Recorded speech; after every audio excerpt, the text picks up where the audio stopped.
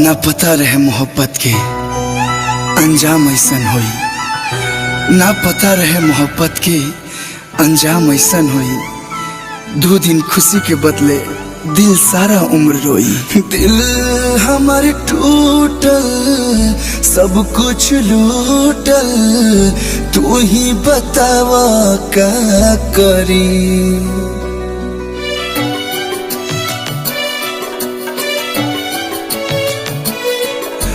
दिल हमारे टूटल, सब कुछ लूटल, तू ही बतावा का करी। सब कुछ खत्म बा, इतने का कम बा, जिया तानी तो बही इहे त गम बा। दिल हमारे टूटल, सब कुछ लूटल, अब तू बतावा का करी।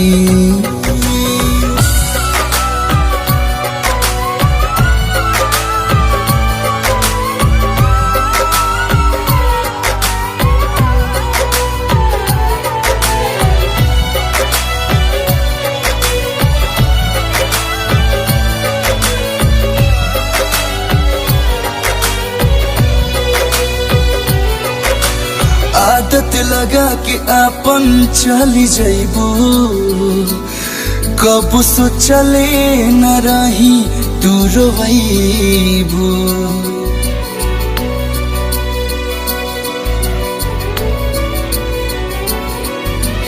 आदत लगा के आपन चली जाइबू, कब सोचले न रही तू रोइबू। एक पल में सारा वादा तोड़ दी हलो, पागल नियन बना के छोड़ दी हलो।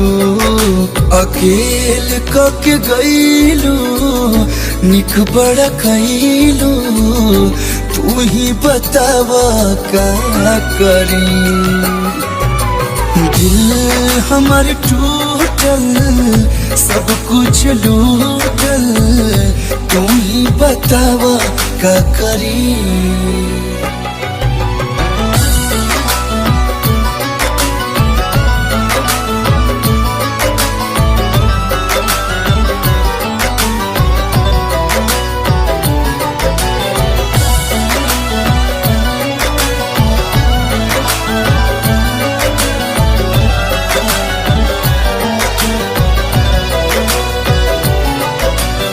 ऐसन भी रहे कौन मजबूरी, हमसे इतना बना लिहल दूरी।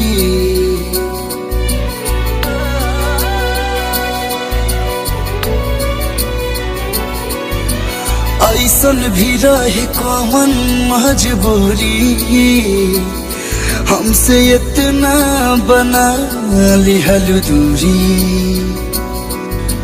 दिहलू दर्द जमन ना ओराई हो, बाटे मौत ही कर अब दवाई हो।